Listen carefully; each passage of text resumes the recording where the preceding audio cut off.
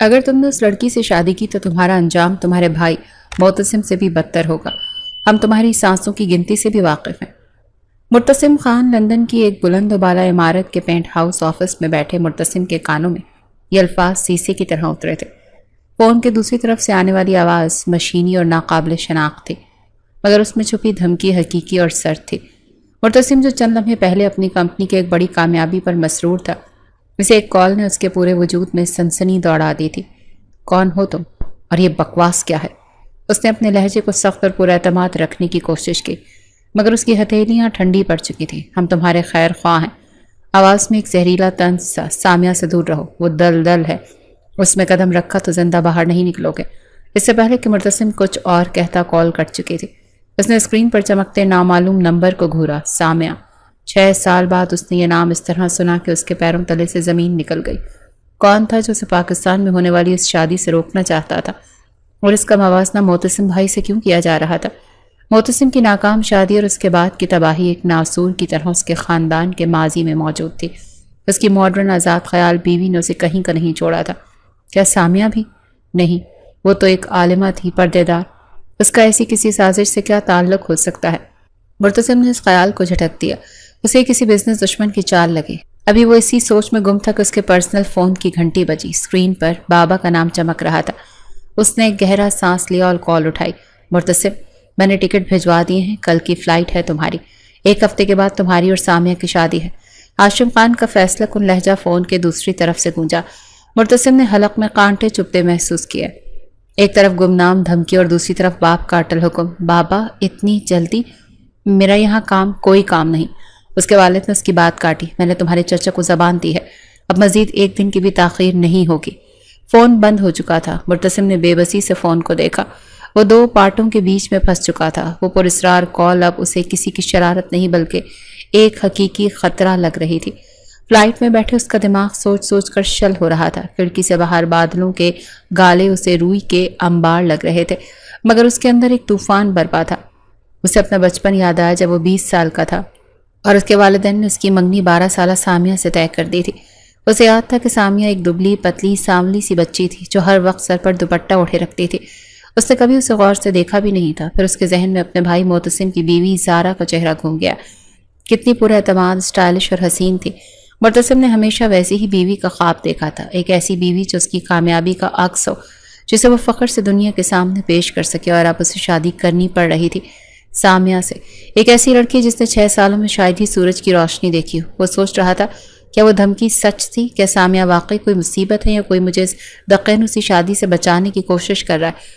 اس کے دل میں پہلی بار سامعہ کے لیے نفرت کے ساتھ ساتھ ایک انجانا سا خوف بھی پیدا ہو رہا تھا۔ ایئرپورٹ سے گھر تک کا سفر اسے صدیوں پر محیط لگا۔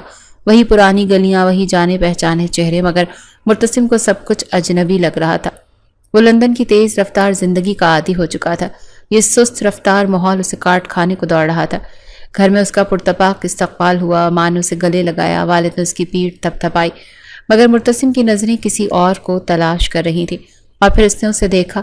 صحن کے دوسرے کونے میں ستون کی اوٹ میں ایک وجود کھڑا تھا، سر سے پاؤں تک کالا عبایا اور نقاب میں ملبوس۔ صرف 2 آنکھیں نظر آ رہی تھیں، بڑی، گہری اور پراسرار آنکھیں۔ ان آنکھوں نے صرف ایک لمحے کے لیے اس کی طرف دیکھا اور پھر جھک گئی۔ یہ سامعہ تھی۔ مرتسم کے قدم وہیں جم گئے۔ اس کے دل میں حقارت اور غصے کی ایک لہر اٹھی۔ اس لڑکی کے لیے مجھے دھمکیاں مل رہی ہیں، اسے چلتے پھرتے خیمے کے لیے میں نے لندن چھوڑا۔ رات کے کھانے پر پورا خاندان اکٹھا تھا۔ سامعہ خواتین میں ایک کونے میں خاموش سی بیٹھی تھی۔ مرتسم بار بار کنکھیوں سے اسے دیکھتا رہا۔ وہ ایک لفظ نہیں بولی، اس نے ایک نوالہ تک نہیں کھایا۔ اس کی خاموشی اور اس کا پردہ مرتسم کے لیے ناقابل برداشت ہو رہا تھا۔ رات کو جب وہ اپنے کمرے میں آیا تو اس کا تھکاوٹ سے برا حال تھا۔ وہ بستر پر لیٹا ہی تھا کہ اس کے فون پر ایک میسج آیا، ایک نامعلوم نمبر سے۔ میسج میں صرف ایک تصویر تھی۔ تصویر دیکھ کر مرتسم کے رونگٹے کھڑے ہو گئے۔ اسی لمحے کی تصویر تھی جب وہ ایئرپورٹ سے باہر نکل رہا تھا۔ تصویر اس طرح سے کھینچی گئی تھی جیسے کوئی چھپ کر اس کی نگرانی کر رہا ہو۔ تصویر کے نیچے ایک لائن لکھی تھی، پہلی وارننگ کو نظر انداز کرنے کی غلطی مت کرنا، ابھی بھی وقت ہے، پیچھے ہٹ جاؤ۔ مرتسم کے ہاتھ سے فون چھوٹنے والا تھا۔ یہ کوئی مذاق نہیں تھا، کوئی تھا جو سائے کی طرح اس کے پیچھے لگا ہوا تھا۔ اس کا شک اب یقین میں بدل رہا تھا۔ اس شادی میں کچھ تو گڑبڑ ہے، اور اس گڑبڑ کا مرکز وہ نقاب پوش لڑکی تھی، سامعہ۔ اس نے فیصلہ کر لیا کہ وہ اس شادی کی تہہ تک پہنچ کر رہے گا، چاہے اسے کچھ بھی کرنا پڑے۔ مرتسم کے ہاتھ برف کی طرح ٹھنڈے پڑ گئے اور ماتھے پر پسینے کے قطرے نمودار ہوئے۔ یہ تصویر اور یہ دھمکی، یہ کوئی کھوکھلا مذاق نہیں تھا، کوئی تھا جو اس کی ہر حرکت پر نظر رکھے ہوئے تھا، کوئی جو اسے اس شادی سے ہر قیمت پر روکنا چاہتا تھا۔ اس کے دماغ میں ہزاروں خیالات ایک ساتھ ٹکرانے لگے۔ کیا یہ اس کے بزنس کا کوئی دشمن تھا جو اسے ذاتی طور پر نقصان پہنچانا چاہتا تھا، یا اس سب کے پیچھے سامعہ کا کوئی راز تھا؟ اس کا ذہن دوسری سمت کی طرف دوڑا تھا۔ وہ نقاب میں لپٹا پراسرار وجود، اس کی وہ گہری خاموش آنکھیں، کیا اس معصوم پردے کے پیچھے کوئی اور کہانی چھپی تھی؟ کیا یہ اس کا کوئی ماضی تھا جس سے وہ بے خبر تھا؟ وہ دھمکی آمیز کال کے الفاظ اس کے کانوں میں گونجے۔ وہ دلدل ہے۔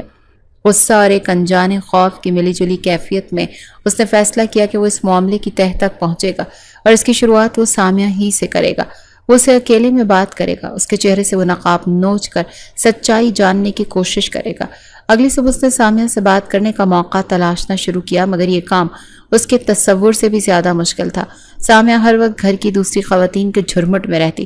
جب کبھی وہ اکیلی نظر آتی تو کسی نہ کسی کونے میں جائے نماز بچھائے بیٹھی ہوتی۔ اس کا پورا وجود ایک مضبوط قلعے کی طرح تھا جس میں داخل ہونا مرتسم کے لیے ناممکن ثابت ہو رہا تھا۔ اس کی جھنجھلاہٹ بڑھتی جا رہی تھی۔ یہ لڑکی جو قانونی طور پر اس کی منکوحہ بننے والی تھی، اس سے ایک نامحرم کی طرح پردہ کر رہی تھی۔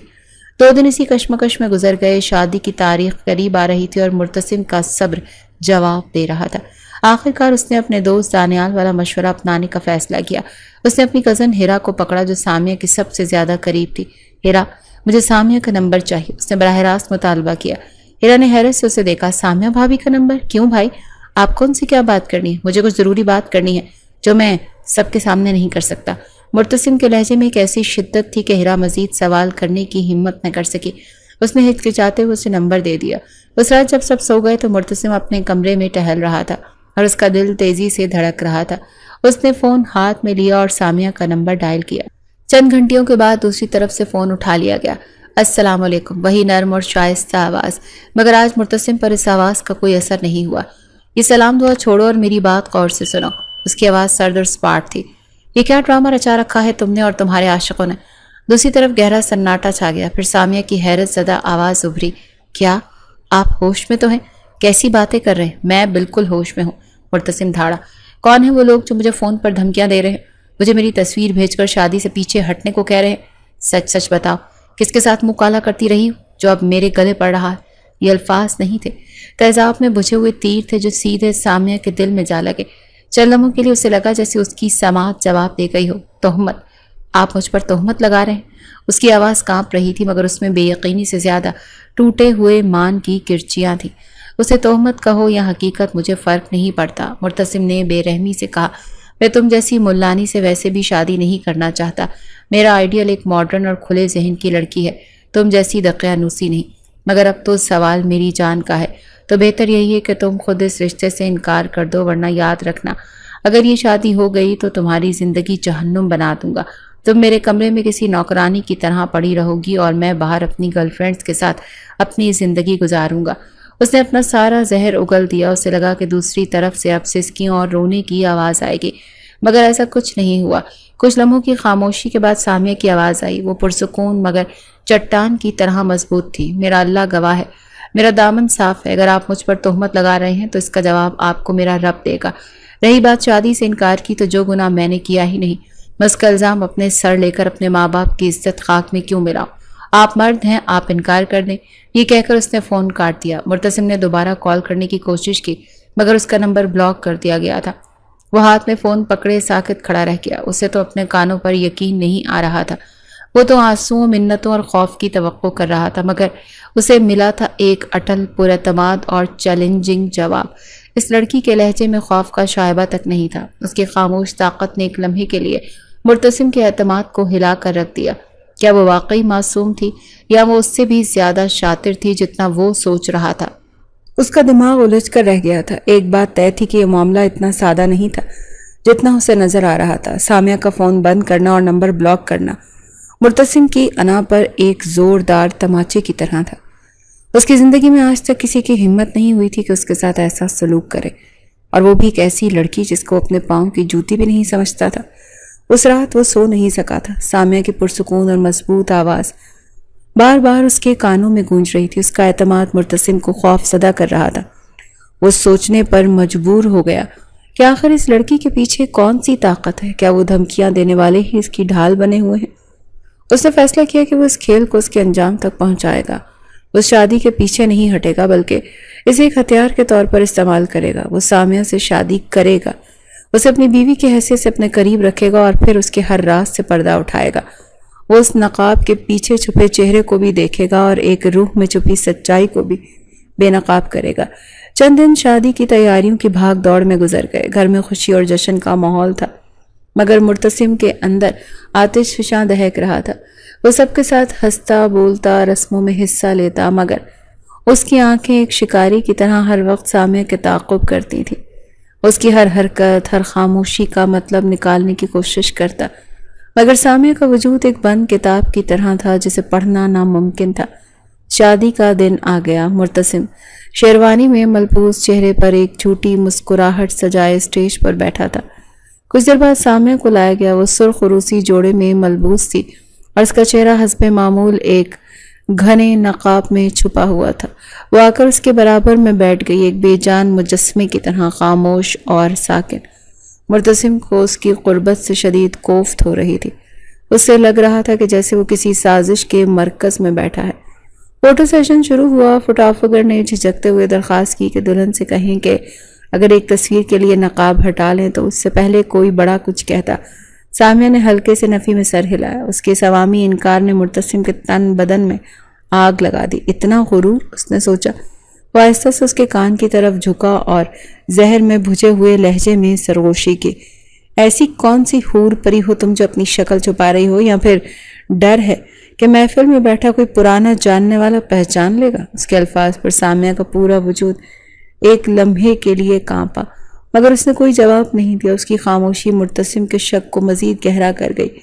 رخصتی کے بعد وہ اسے لے کر اپنے کمرے میں آیا۔ وہ کمرہ جسے پھولوں سے سجایا گیا تھا مرتسم کو ایک قید خانہ لگ رہا تھا۔ سامیہ کو بیڈ پر بٹھا دیا گیا۔ کچھ دیر بعد جب کمرے میں صرف وہ دونوں رہ گئے تو مرتسم نے دروازہ بند کیا اور اس کی طرف مڑا۔ سامیہ گھونگھٹ نکالے سر جھکائے بیٹھی تھی۔ مرتسم چند قدم چل کر اس کے سامنے آ کر کھڑا ہو گیا۔ بڑی خوش فہمی میں مبتلا میرا انتظار کر رہی ہو؟ اس نے طنزیہ لہجے میں کہا۔ سوچ رہی ہوگی کہ اب میں تمہارا گھونگھٹ اٹھاؤں گا۔ وہ خاموش رہی۔ بہت ہو گیا یہ پردے اور نقاب کا ڈرامہ۔ مرتسم کی آواز بلند ہو گئی۔ آج میں دیکھتا ہوں کہ اس پردے کے پیچھے آخر ایسا کون سا راز چھپا ہے جسے تم دنیا سے چھپا رہے ہو۔ یہ کہہ کر وہ جھپٹا۔ اس کا ارادہ سامیہ کے چہرے سے گھونگھٹ نوچ لینے کا تھا۔ اس کے اچانک حملے پر سامیہ بری طرح سے گھبرا گئی اور خود کو بچانے کے لیے تیزی سے پیچھے ہٹی۔ سفر تفری میں اس کا بھاری لہنگا اس کے پیروں میں الجھ گیا اور وہ اپنا توازن برقرار نہ رکھ سکی۔ وہ بیڈ سے گرنے ہی والی تھی کہ اس کے سر سے گھونگھٹ ڈھلک گیا۔ کمرے میں کھڑکی سے چھن کر آتی چاندنی کی روشنی سیدھی اس کے چہرے پر پڑ رہی تھی اور مرتسم وہ جہاں کھڑا تھا وہیں پتھر کا ہو گیا۔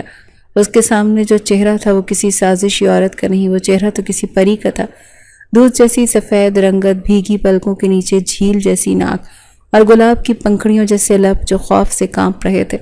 اس کے چہرے پر سازش نہیں، صرف معصومیت اور خوف لکھا تھا۔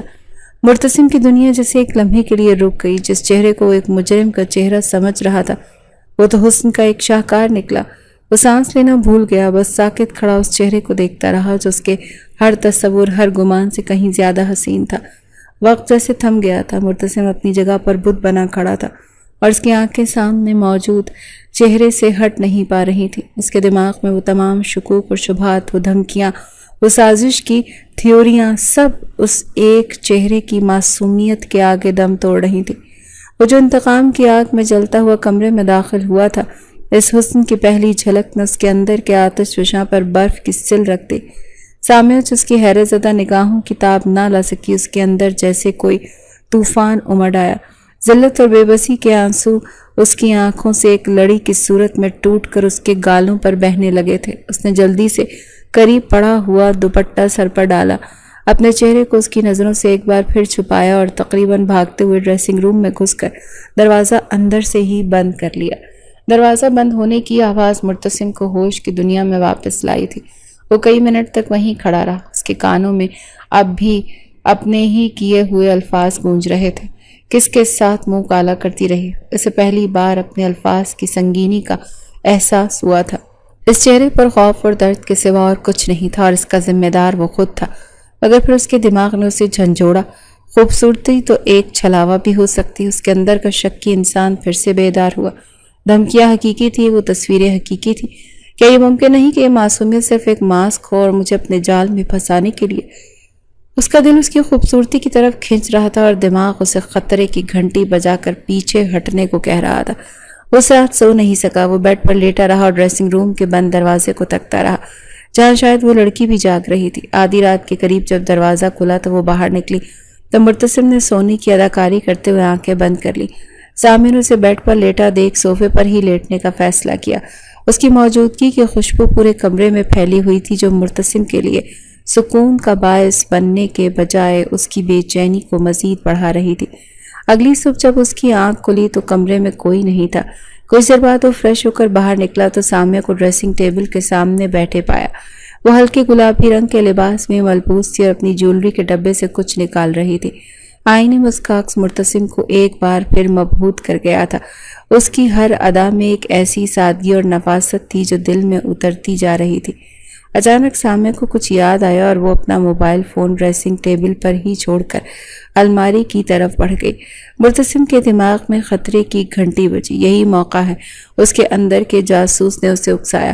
اس کا شک ایک نئی جاگتی پسندیدگی پر حاوی ہو گیا۔ وہ تیز قدموں سے آگے بڑھا اور اس کا فون اٹھا لیا۔ اس کا دل دھڑک رہا تھا جیسے وہ کوئی چوری کر رہا۔ اس نے فون کو ان لاک کرنے کی کوشش کی مگر اس پر پاس ورڈ لگا تھا۔ اس نے مایوسی سے فون واپس رکھنے کے لیے ہاتھ بڑھایا تھا کہ اچانک فون کی اسکرین پر روشن ہوئی اور ایک میسج نوٹیفیکیشن نمودار ہوا۔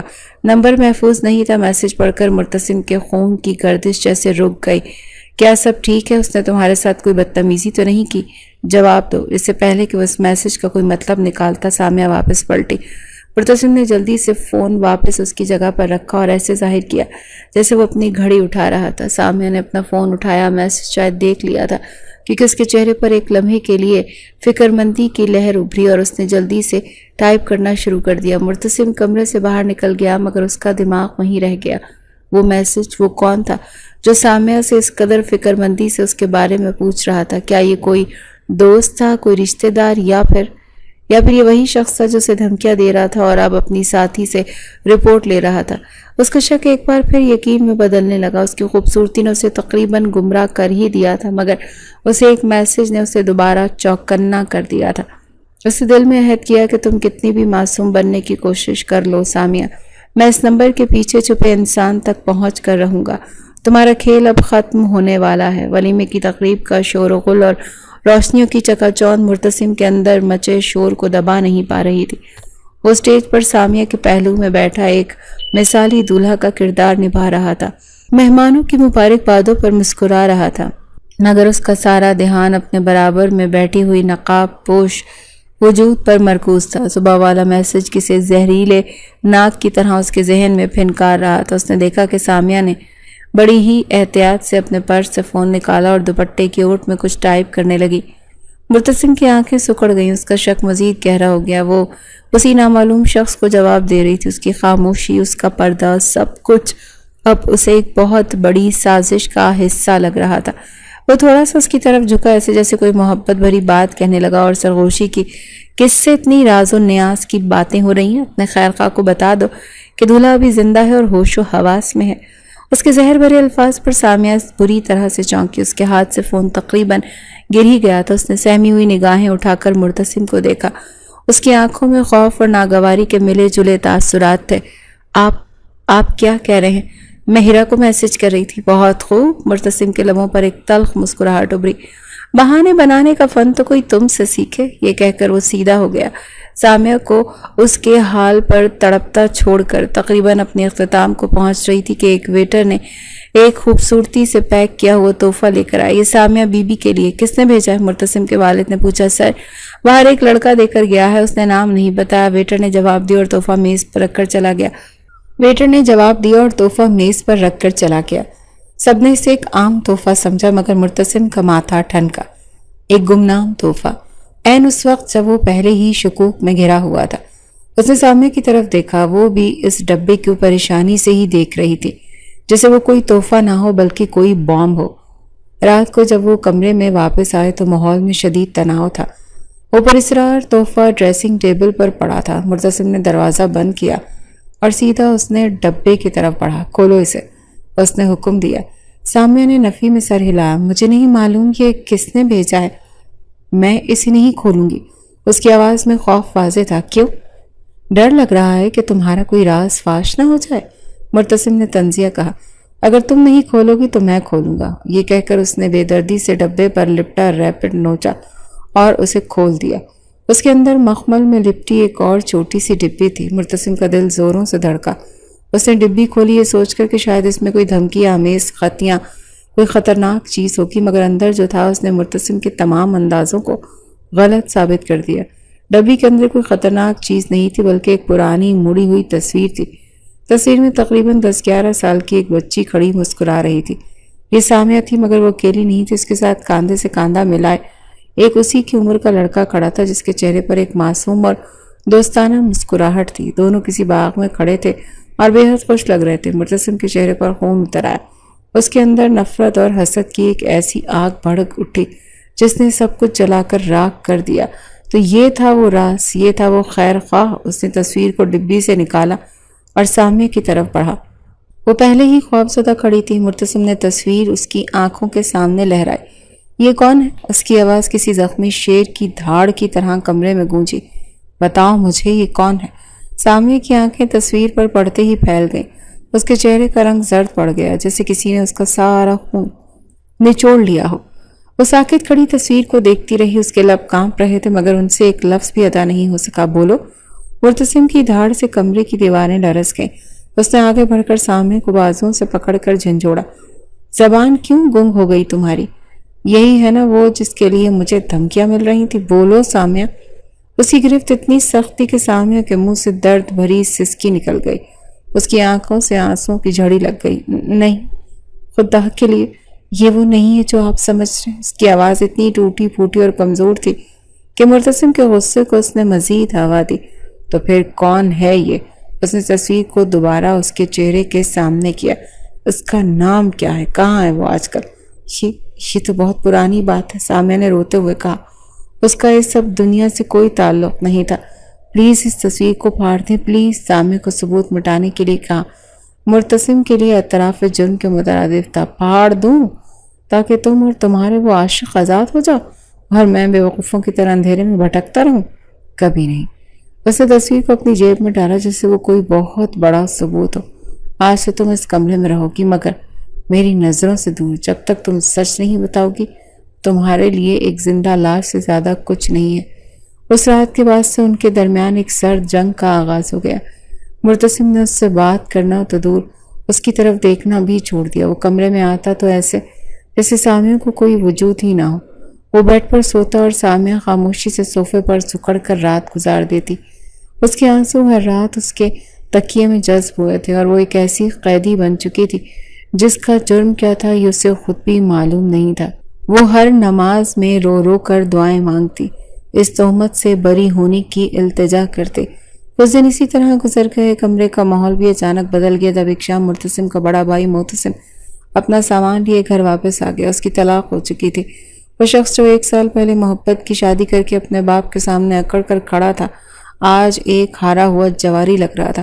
باپ نے کچھ دن تو اسے سخت سست کہا مگر پھر ماں کے آنسوں کے آگے ہار مان لی۔ مرتسم اپنے بھائی کو اس حالت میں دیکھتا تو اسے ایک عجیب سی خلش محسوس ہوتی۔ یہ وہی زندگی تھی جس کا خواب وہ دیکھتا تھا، ایک ماڈرن بیوی اور ایک آزاد اور ایک زندگی کا انجام اس کے سامنے تھا۔ ایک رات مرتسم محتسم کے کمرے میں بیٹھا تھا۔ محتسم اپنی ناکام شادی کے قصے سنا رہا تھا۔ ہماری سوچ میں زمین آسمان کا فرق تھا۔ مرتسم میں غیرت مند مرد اور وہ ایک آزاد پنچھی، ایسی عورتیں نباہ نہیں کر سکتی۔ مرتسم نے موقع غنیمت جانا اور بات شروع کی۔ بھائی، اگر کوئی عورت بظاہر بہت سادہ اور معصوم ہو مگر اصل میں ویسی نہ ہو تو؟ محتسم نے اسے غور سے دیکھا۔ تم سامیہ کی بات کر رہے ہو؟ مرتسم چونک گیا۔ نہیں، میں تو بس ایسے ہی بات کر رہا تھا۔ محتسم تلخی سے مسکرایا۔ میں اندھا نہیں ہوں، میں دیکھ رہا ہوں تم دونوں کے بیچ کیا چل رہا ہے۔ تم اسے کچھ اور ہی سمجھ رہے ہو۔ اور اس نے نہ اس سے بھی پہلے کہ مرتسم کوئی جواب دیتا، معتصم ایک ایسی بات کہی جس نے اسے سوچنے پر مجبور کر دیا۔ تمہیں کیسے پتا کہ وہ ویسی نہیں جیسی دکھتی ہے؟ کبھی اس کے نقاب کے پیچھے دیکھنے کی، اس کی روح میں جھانکنے کی، یا صرف اپنی بنائی ہوئی کہانی پر یقین کر لیا؟ معتصم نے ایک گہرا سانس لیا، مرتسم کے کاندھے پر ہاتھ رکھا۔ مرتسم، ایک بات یاد رکھنا، کبھی سب سے بڑا دھوکہ وہ نہیں ہوتا جو دوسرے ہمیں دیتے ہیں، بلکہ وہ ہوتا ہے جو ہم خود اپنی آنکھوں کو دیتے ہیں۔ اپنی نفرت میں اندھے مت ہو جاؤ، جبکہ سچائی سامنے آئے تو تم شرمندگی سے خود کو بھی معاف نہ کر سکو۔ یہ کہہ کر معتصم خاموش ہو گیا، مگر اس کے الفاظ مرتسم کے دل و دماغ میں گونجے تھے۔ پہلی بار کسی نے اس کے زاویے کو چیلنج کیا تھا، پہلی بار اسے لگا تھا کہ یہ ممکن ہے۔ کیا یہ ممکن ہے کہ وہ غلط ہو؟ کیا یہ غلطی بجلی کے کونے کی طرح اس کے ذہن میں لپکا اور اسے بے چین کر گیا؟ معتصم کے الفاظ مرتسم کے ذہن پر ہتھوڑے کی طرح برسنے لگے۔ اس رات وہ دیر تک جاگتا رہا، اس کی نظریں صوفے پر سکڑی، بے خبری کی نیند سوئی سامیہ پر جمی۔ چاند کی روشنی کے چہرے پر پڑ رہی تھی اور اس کے گالوں پر آنسوں کے خشک نشان چاندنی کی چمک میں نظر آ رہے تھے۔ پہلی بار مرتسم کے دل میں نفرت یا شک کے بجائے ایک انجانی سی ٹیس اٹھی۔ کیا واقعی وہ اپنی نفرت میں اندھا ہو چکا تھا؟ کیا اس نے سچائی کو دیکھنے کی کوشش ہی نہیں کی؟ اس نے فیصلہ کیا کہ وہ اندازے نہیں لگائے گا بلکہ ثبوت تلاش کرے گا۔ اس کی تفتیش کا مرکز وہ تصویر تھی جو اب بھی اس کے بٹوے میں محفوظ تھی۔ اگلے دن اس نے موقع دیکھ کر اپنی کزن ہیرا کو ایک طرف بلایا۔ ہیرا چند لوگوں میں سے تھی جس نے سامیہ سے بات کر لیتی تھی، شاید اس کی مدد کر سکتی تھی۔ ہیرا، مجھے تم سے کچھ پوچھنا ہے۔ مرتسم نے لہجے کو ممکن حد تک سنجیدہ اور پر اعتماد رکھا۔ جی بھائی، پوچھیں۔ مرتسم نے اپنے بٹوے سے وہ پرانی تصویر نکالی اور اسے دکھایا۔ میں گھر کے پرانے البم دیکھ رہا تھا تو یہ مجھے تصویر ملی۔ اس میں سامیہ کے ساتھ یہ لڑکا کون ہے؟ میں اسے پہچان نہیں پایا۔ اس نے ایک جھوٹی کہانی گڑھی۔ ہیرا نے تصویر ہاتھ میں لی اور اسے دیکھتے ہی اس کے چہرے کے تاثرات بدل گئے۔ اس کی آنکھوں میں حیرت اور پھر گہری اداسی اتر آئی۔ بھائی، یہ تصویر آپ کو کہاں سے ملی؟ اس کی آواز بھر آ گئی۔ کیوں، کیا ہوا؟ مرتسم کا دل دھڑکا، ہیرا کی آنکھوں میں بھی آنسو آ گئے۔ یہ بلال ہے، سامیہ کا بھائی۔ مرتسم کو لگا جیسے کسی نے اس کے سر پر آسمان گرا دیا ہو۔ بھائی؟ وہ بے یقینی سے بولا، مگر چاچو کی تو صرف ایک ہی بیٹی ہے، سامیہ۔ بلال بھائی سامیہ کے سگے بھائی نہیں تھے، چاچو اور چچی نے انہیں گود لیا تھا۔ وہ ایک یتیم خانے میں ملے تھے، وہ سامیہ سے 1 سال بڑے تھے۔ ہیرا نے آنسو پہنچتے ہوئے بولا، وہ دونوں ایک دوسرے کی جان تھے۔ سامیہ کی دنیا بلال بھائی کے گرد ہی گھومتی تھی، مگر 10 سال پہلے جب بلال بھائی 12 سال کے تھے، ہیرا کی آواز کانپنے لگی۔ وہ نہر میں ڈوب کر فوت ہو گئی۔ یہ انکشاف ایک بم کی طرح مرتسم کے وجود پر گرا تھا۔ اس کے ہاتھ پاؤں سن ہو گئے تھے۔ بلال، سامیہ کا منہ بولا بھائی تھا جو اب اس دنیا میں نہیں تھا، اور وہ بے غیرت اس تصویر کو لے کر سامیہ پر بد کرداری کی تہمت لگاتا رہا۔ اسے سامیہ کا خوفزدہ چہرہ، اس کی التجا، پلیز اس تصویر کو پھاڑ دیں، یاد آئی۔ وہ کسی عاشق کی نشانی نہیں مٹانا چاہتی تھی، وہ اپنے مردہ بھائی کی یاد سے جڑے دردناک لمحات کو ختم کرنا چاہتی تھی۔ شرمندگی اور ذلت کے ایک ناقابل برداشت احساس نے اسے اپنی لپیٹ میں لے لیا۔ معتصم کے الفاظ اس کے کانوں میں گونج رہے تھے، کبھی کبھی سب سے بڑا دھوکہ وہ ہوتا ہے جو ہم خود اپنی آنکھوں کو دیتے ہیں۔ وہ لڑکھڑاتے قدموں سے اپنے کمرے کی طرف بڑھا۔ اس کا دل چاہ رہا تھا کہ وہ زمین میں گڑ جائے۔ اس نے سامیہ پر کیا کیا ظلم نہیں کیا، اس کے کردار پر کیچڑ اچھالا تھا جس کا تصور بھی اس نے کبھی نہیں کیا تھا۔ وہ کمرے میں داخل ہوا، سامیہ جائے نماز پر بیٹھی دعا مانگ رہی تھی۔ مرتسم اسے دیکھتا رہا۔ وہ لڑکی جو ہر وقت اپنے خدا کے سامنے جھکی رہتی تھی، وہ بھلا کیسے گنہگار ہو سکتی ہے؟ اس کے دل سے سامیہ کے لیے تمام شکوک و شبہات ختم ہو گئے۔ وہ مجرم نہیں تھے، وہ مظلوم تھے، مگر جیسے ہی وہ خیال آیا، اس کے ذہن میں ایک اور پہلے سے کہیں زیادہ خوفناک سوال نے جنم لیا۔ اگر بلال 10 سال پہلے مر چکا تھا تو پھر یہ تصویر کس نے بھیجی تھی؟ کون تھا جو سامیہ کے اتنے پرانے اور گہرے زخم کو کریدنا چاہتا تھا؟ کون تھا جو اس کی زندگی کی سب سے بڑی ٹریجڈی کو ایک ہتھیار کے طور پر استعمال کر رہا تھا؟ کون تھا وہ پراسرار فون، وہ دھمکیاں، سامیہ کے فون پر آیا وہ میسج؟ ان سب کا مقصد اسے کسی خیالی عاشق سے ڈرنا نہیں تھا، اس سب کے پیچھے کوئی گہری اور زیادہ خطرناک سازش تھی۔ مرتسم نے جیب میں پڑی تصویر کو چھوا اب جو اس کے لیے حسد کی علامت نہیں تھی بلکہ ایک بہت بڑے خطرے کی گھنٹی تھی۔ کوئی تھا جو سامعہ کو تکلیف پہنچانا چاہتا ہے اور اس نے مرتسم کو اپنا اہلِ کار بنایا تھا۔ کون تھا جو وہ دشمن، اور وہ چاہتا کیا تھا؟ مرتسم پر حقیقت کھلنے کے بعد کئی دن گزر گئے۔ یہ دن اس نے شدید اذیت اور خود ملامتی میں گزارے، اور جب وہ سامعہ کو دیکھتا تو اسے اس میں کوئی سازشی عورت نظر نہیں آتی بلکہ ایک ایسی لڑکی دکھائی دیتی تھی جو اپنے ماضی کے سب سے بڑے دکھ کو صحنے میں دفن کیے ایک اجنبی شخص کی بنیاد اور الزامات اور نفرت کی خاموشی سے سہ رہی تھی۔ اس کا دل چاہتا تھا کہ وہ سامعہ کے قدموں میں گر کر اس سے معافی مانگ لے، اسے بتائے کہ وہ کتنا شرمندہ ہے، مگر اس کے اپنے ہی الفاظ اور اس کا اپنا ہی سلوک اس کے پیروں کی زنجیر بن گیا ہے۔ وہ کس منہ سے معافی مانگتا؟ وہ کیا کہتا کہ جس مردہ بھائی کے غم میں تم آج بھی روتی ہو، میں نے تمہیں اسی کے ساتھ بد کردار کہا؟ اس کی ہمت ہی نہیں ہو رہی تھی کہ الفاظ اس کا ساتھ چھوڑ چکے تھے۔ اس نے فیصلہ کیا کہ وہ اپنے عمل سے اپنے پچھتاوے کا اظہار کرے گا۔ اس رات حسب معمول جب سامعہ صوفے پر سونے کی تیاری کرنے لگی تو سردی سے بچنے کے لیے کونے میں پڑا پتلا سا کمبل اٹھایا تو مرتسم جو اسے خاموشی سے دیکھ رہا تھا اپنی جگہ سے اٹھایا، وہ بیڈ کے پاس گیا۔ وہ پرانا ماڈل موٹا اور گرم لحاف اٹھایا اور سامعہ کی طرف بڑھایا۔ سامعہ اسے اپنی طرف آتے دیکھ سہم سی گئی تھی۔ اسے لگا شاید وہ آج پھر اس پر کوئی نیا الزام لگانے آیا ہے، مگر مرتسم نے کچھ کہا نہیں۔ وہ خاموشی سے آگے بڑھا اور اس کے ہاتھ سے پتلا کمبل لے کر ایک طرف رکھ دیا اور اس کے ہاتھوں میں نرم اور گرم لحاف تھما دیا۔ سامعہ کی حیرت زدہ آنکھیں اٹھیں اور اس نے بے یقینی سے مرتسم کی طرف دیکھا۔ اس کی آنکھوں میں ہزاروں سوال تھے مگر زبان خاموش تھی۔ مرتسم نے ایک لمحے کے لیے اس کی آنکھوں میں دیکھا۔ اس کے اپنی نگاہوں میں معذرت، شرمندگی اور ایک انکہے درد کا طوفان تھا، مگر وہ کچھ کہہ نہ سکا اور نظریں چرا کر واپس اپنے بیڈ پر لیٹ گیا۔ یہ ایک چھوٹا سا عمل تھا مگر سامعہ کے لیے ناقابل یقین تھا۔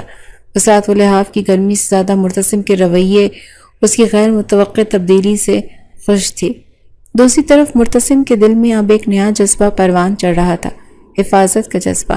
اس کی ذلت کے باعث بننے والا شخص اب اس کا دشمن۔ وہ جانتا تھا کہ سازش کے اگلی ہی کڑی سامعہ کے فون پر آیا وہ میسج۔ اسے وہ نمبر ہر حال میں چاہیے تھا۔ اس نے موقع کا انتظار کیا اور اگلے ہی دن دوپہر میں جب سامعہ اپنی ساس کے ساتھ کچن میں مصروف تھی اور اپنا فون لاؤنج میں چارجنگ پر لگا کر بھول گئی تھی، مرتسم نے اسے غنیمت جانا اور آس پاس دیکھا اور تیزی سے فون کے پاس جا پہنچا۔ اسے یاد تھا کہ میسج لاک سکرین پر ہی نظر آ گیا تھا۔ اس نے فون کی نوٹیفیکیشن سے ہسٹری کھولی اور اسے وہ میسج مل گیا۔ اس نے جلدی سے فون سے اپنے میسج کو تصویر کھینچی اور سامعہ کا فون واپس وہیں رکھ دیا۔ اس سے پہلے کہ کوئی اسے دیکھ لیتا، اپنے کمرے میں آ کر اس نے فوراً فون ایک بااثر دوست کے نمبر بھیجا اور اسے تفصیلات نکلوانے کو کہا۔ اس کا دل زور زور سے دھڑک رہا تھا۔ اسے امید تھی کہ وہ چہرہ بے نقاب ہو جائے گا جو پردے کے پیچھے چھپ کر اس کا اور سامعہ کا رشتہ برباد کرنے پر تلا تھا۔ تقریباً 1 گھنٹے کے بعد اس کے فون پر میسج آیا۔ اس کے دوست نے سم کارڈ جس کے نام پر رجسٹرڈ تھا اس کا نام اور تفصیلات بھیج دی۔ مرتسم نے کانپتے ہاتھوں سے میسج کھولا، اسکرین پر لکھے گئے نام کو پڑھ رہا تھا مگر اس کا دماغ اسے قبول کرنے سے انکاری تو اس کی آنکھوں کے سامنے اندھیرا چھا گیا۔ یہ کس نامعلوم دشمن کا نام تھا؟ یہ ایک ایسا نام تھا جسے وہ بہت اچھی طرح سے جانتا تھا، ایک ایسا نام جو اس کے ماضی کا حصہ تھا۔ سم کارڈ جس نام پر لکھا تھا وہ نام زارا احمد۔ زارا؟ اس کے بھائی معتصم کی سابقہ بیوی؟ وہ عورت جسے وہ کبھی اپنی آئیڈیل سمجھتا تھا، وہ ماڈرن اسٹائلش عورت جو اس کے خاندان کو تباہ کر کے بھی گئی تھی، مگر وہ سامعہ کو کیوں تکلیف پہنچائے گی؟ اس کا سامعہ کے ماضی سے اس کے مردہ بھائی سے کیا تعلق ہو سکتا ہے؟ مرتسم کو لگا جیسے وہ ہنوز اسی میں پھنستا چلا جا رہا ہے۔ دشمن کوئی باہر والا نہیں تھا بلکہ اس کے اپنے ہی ٹوٹے ہوئے خاندانوں کی ایک حصے دار تھی۔ سازش کی کڑیاں اب پہلے سے کہیں زیادہ الجھ گئی تھی۔ زارا احمد، یہ نام مرتسم کے دماغ میں کسی بم کی طرح پھٹا۔ وہ عورت جسے وہ اپنی بھابھی بننے سے پہلے ایک آئیڈیل سمجھتا تھا، جس کی خود اعتمادی اور ماڈرنزم سے وہ متاثر تھا، آج ایک ایسی گھنونی سازش کے پیچھے چہرہ بن کر ابھری تھی جس نے اس کی زندگی کو جہنم بنا دیا تھا۔ مگر کیوں؟ زارا ایسا کیوں کرے گی؟ اس کے بھائی سے طلاق کا بدلہ، مگر اس بدلے میں اسے سامعہ جیسی معصوم لڑکی کو کیوں چنا؟ ان دونوں تو آپس میں کوئی تعلق نہیں تھا۔ مرتسم کو احساس ہوا کہ وہ اکیلا اس گتھی کو نہیں سلجھا سکتا۔ اسے کسی ایسے شخص سے بات کرنی تھی جو زارا کو اندر سے جانتا ہو، اور وہ شخص صرف ایک ہی تھا، اس کا بھائی معتصم۔ وہ سیدھا معتصم کے کمرے میں گیا۔ معتصم اسے دیکھ کر چونکا۔ مرتسم کے چہرے پر ہوائیاں اڑی رہیں۔ معتصم بھائی، مجھے آپ سے ذرا زارا کے بارے میں بات کرنی ہے، کچھ جاننا ہے، اور پھر مرتسم نے اسے سب کچھ بتا دیا، شروع سے لے کے آخر تک۔ وہ گمنام دھمکیاں، سامع کے کردار پر اپنے شکوک اور تصویر، بلال احمد اور اب زارا کے نام پر رجسٹرڈ سم کا انکشاف۔ وہ بولتا رہا اور اس کی آواز میں شرمندگی اور غصہ گھلتا رہا، جس کے لیے ایک اعتراف بھی تھا اور مدد کی پکار بھی۔ معتصم خاموشی سے سب کچھ سنتا رہا، اس کا چہرہ سپاٹ تھا، مگر جب مرتسم نے بلال کی تصویر کا ذکر کیا تو اس کی آنکھوں میں ایک عجیب سی چمک ابھری، جیسے اسے کوئی بھولی ہوئی کڑی یاد آ گئی ہوئی۔ جب مرتسم نے اپنی بات ختم کی تو معتصم نے گہرا سانس لیا۔ جانتا تھا وہ کہ عورت زہریلی ہے، مگر یہ محض جانتا تھا کہ وہ اتنی گری ہوئی حرکت بھی کر سکتی ہے۔ مگر بلال، اس کا بلال سے کیا تعلق؟ وہ سامع کو کیوں نشانہ بنا رہی ہے؟ کیونکہ اس کی نفرت کی جڑیں ہمارے خاندان سے بھی زیادہ گہری ہیں۔ معتصم نے ایک چونکا دینے والا انکشاف کیا۔ زارا اور بلال آپس میں رشتہ دار تھے، دور کے کزن تھے۔ مرتسم ساکت رہ گئے۔ معتصم نے بتانا شروع کیا، زارا کا خاندان ہمیشہ سے خود کو ہم سے برتر سمجھتا تھا، ان کے نزدیک دولت اور اسٹیٹس سب کچھ تھا۔ جب چاچو نے بلال کو گود لیا تھا تو ایک غریب اور یتیم رشتہ دار کا بیٹا تھا، تو زارا کے خاندان نے بہت ناک منہ چڑھائی۔ انہیں لگتا تھا کہ چاچو نے ایک تقریب سے لڑکے کو اپنا کر ان کے خاندانی نام کو ہٹایا ہے۔ زارا خود، جو اس وقت نوجوان تھی، بلال کو حقارت کی نظر سے دیکھتی تھی اور اس کا مذاق اڑاتی تھی، اور اسی وجہ سے شادی بھی شاید ایک چال تھی۔ اسے ہمارے خاندان کی دولت اور نام چاہیے تھا۔ جب میں نے اسے طلاق دی تو اس کی انا کو شدید ٹھیس پہنچی، اس نے قسم کھائی تھی کہ وہ واپس اس خاندان کی خوشیاں چھین لے گی۔ معتصم کی آواز میں درد تھا اور اسے بدلہ لینے کے لیے سامع سے بہتر کوئی ہدف نہیں مل سکتا تھا۔ وہ جانتی تھی کہ بلال سامع کی سب سے بڑی کمزوری ہے اور سب سے گہرا زخم۔ اس نے اسی زخم کو کریٹ کر تمہیں سامع کے خلاف بھڑکایا تاکہ وہ ایک اور گھر توڑ سکے اور سامع کو وہ درد دے سکے جو شاید اس نے بلال کو دیا تھا۔ اب ساری تصویر مرتسم کے سامنے واضح ہو چکی۔ زارا کا ماڈرنزم صرف ایک دکھاوا تھا جس کے پیچھے ایک بیمار حسد اور نفرت سے بھری ذہنیت چھپی تھی۔ اسے اپنے آپ سے گھن آنے لگی۔ وہ ایسی عورت کو اپنا آئیڈیل سمجھتا رہا اور سامع جیسی پاکیزہ لڑکی کو ٹھکراتا رہا۔ اس کے اندر زارا کے لیے نفرت کا ایک طوفان اٹھا، مگر اس سے بھی بڑا طوفان شرمندگی کا تھا جس نے اسے کہیں کا نہیں چھوڑا۔ وہ جانتا تھا کہ اب اسے کیا کرنا ہے۔ وہ اپنے کمرے میں واپس گیا۔ سامع جانماز پر بیٹھی دعا سے فارغ ہوئی تھی کہ اس کے چہرے پر وہی سکون اور معصومیت تھی جسے مرتسم اپنے شک کے تیزاب کو جلاتا رہا، اور اس کی موجودگی میں مرتسم کو اپنے وجود کے گناہوں سے بھرا محسوس ہوا۔ وہ اب مزید خاموش نہیں رہ سکتا تھا۔ وہ آگے بڑھا اور اس کے سامنے کھڑا ہو گیا۔ سامع نے چونک کر اسے دیکھا۔ مرتسم کی آنکھوں میں آنسو تھے۔ اس کا غرور، اس کی انا، سب کچھ پگھل کر ان آنسوؤں میں بہہ رہا تھا۔ اس نے اپنے کانپتے ہوئے لبوں کو جنبش دی اور اس کی آواز بمشکل نکل سکی، سامع۔ اس نے گہرا سانس لیا جیسے اپنی بیوی کو زندگی کے سب ہمت کو مجتمع کر رہا ہو۔ مجھے معاف کر دو۔ یہ 3 الفاظ نہیں تھے، یہ قیدی کا اپنی انا کی جیل سے رہائی کا اعلان تھا، ایک مجرم کا اعتراف تھا جو اپنی مظلوم کے سامنے سر جھکائے کھڑا تھا۔ کمرے میں گہرا سکوت ہو گیا تھا اور وقت جیسے سے ایک لمحے میں ٹھہر گیا، سامع کے جواب کو منتظر۔ مرتسم کے الفاظ پر سامع کی بڑی بڑی آنکھیں حیرت سے پہلے وہ گمسم سی اسے دیکھ رہی تھی، جیسے اسے یقین نہیں آ رہا ہو کہ اس نے جو سنا وہ سچ۔ اس نے آہستہ سے پوچھا، کس بات کی معافی؟ اس نے سوال میں جیسے بندھے ہوئے بند کو توڑ دیا۔ مرتسم اس کے سامنے زمین پر بیٹھ گیا اور اس کے ہاتھ تھام لیے۔ ہر اس بات کی، ہر اس الزام کی، ہر اس اذیت کی جو میں نے تمہیں دی۔ پھر وہ بولتا ہی چلا گیا۔ اس نے سامع کو سب کچھ بتا دیا، وہ دھمکی آمیز کالز، وہ تصویریں، بلال کی تصویر، ہر اس گھٹیا شخص کی، زارا کی پوری سازش۔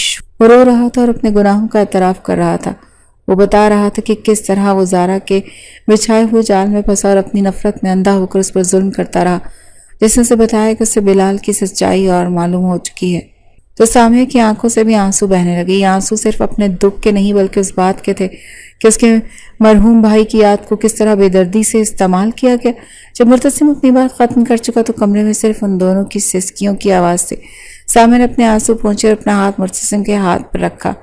اس کے لہجے میں غصہ یا شکایت نہیں بلکہ گہری ہمدردی تھی۔ آپ بھی اس کی سازش کا شکار ہو گئے تھے۔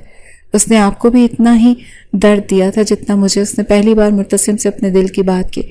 بلال صرف میرا بھائی نہیں، وہ میرا سب کچھ تھا، سب سے اچھا دوست تھا۔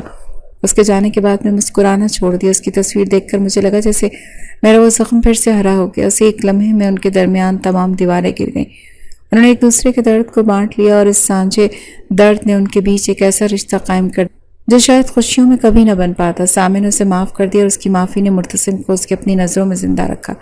اگلے دن مرتسم نے معتصم کے ساتھ مل کر زہرا کا باپ ہمیشہ کے لیے بند کر دیا اور یہی فیصلہ کیا۔ اس نے زہرا کو فون کیا اور اسے تمام ثبوتوں کے ساتھ پولیس میں جانے کی دھمکی دی۔ زہرا جو خود کو بہت شاطر سمجھتی تھی، بے نقاب ہونے پر بوکھلا گئی۔ وہ جانتی تھی کہ قانون کے سامنے اس کا ذمہ دار کوئی ڈرامہ بھی نہیں چلے گا۔ مرتسم نے اسے ایک ہی راستہ دیا، وہ ہمیشہ کے لیے ان کی زندگیوں سے دور چلی جائے ورنہ باقی زندگی جیل میں گزارنے کے لیے تیار ہو۔ زہرا نے پہلا راستہ چنا۔ چند مہینے گزر گئے، خانہ ہاؤس کی فضا بدل چکی تھی۔ مرتسم اور سامع کے کمرے سے اب تناؤ، خاموشی اور اس کے بجائے ہنسی اور محبت بھری باتوں کی آوازیں آتی تھیں۔ مرتسم کا ہر لمحہ سامع کے لیے وقف تھا۔ اس نے اپنی انا کے خول سے نکل کر محبت کرنا سیکھ لیا تھا۔ اس نے جان لیا تھا کہ حقیقی ماڈرنزم تنگ کپڑوں یا اونچی سوسائٹی کی پارٹیوں میں نہیں، بلکہ سوچ کی وسعت، کردار کی پاکیزگی اور اپنے ساتھی کا احترام کرنے میں ہے۔ سامع اس کے لیے ان تمام چیزوں کا مجسم نمونہ تھی۔ اس کی خاموشی میں وقار تھا، اس کی سادگی میں حسن تھا اور اس کے پردے میں اس کی طاقت۔ ایک شام وہ باغ میں بیٹھے تھے۔ مرتسم نے ایک سفید گلاب کا پھول توڑ کر سامعہ کے ہاتھ میں تھمایا۔ یہ تمہاری طرح خوبصورت اور پاکیزہ ہے۔ سامعہ مسکرا دی۔ آپ کو اب میرے اس پردہ کرنے سے کوئی مسئلہ تو نہیں؟ مرتسم نے اس کا ہاتھ تھام لیا اور اسے اپنی آنکھوں سے لگایا۔ پہلے میں اندھا تھا، مجھے لگتا تھا کہ یہ پردہ قید ہے، مگر اب میں جان گیا ہوں کہ تمہاری پسند تمہارا فخر اور تمہاری پہچان ہے۔ اس نے سامعہ کی آنکھوں میں دیکھتے ہوئے کہا، تمہارا پردہ تمہاری زینت ہے سامعہ، اور اب یہ میرا سب فخر ہے۔ سامعہ کی آنکھوں میں خوشی کے آنسو چمک اٹھے۔ مرتسم نے اسے اپنے باہوں میں سمیٹ لیا۔ انا کا قیدی اب مکمل طور پر آزاد ہو چکا تھا، محبت کی وسعت اور خوبصورت دنیا میں اپنی ملکہ کے ساتھ۔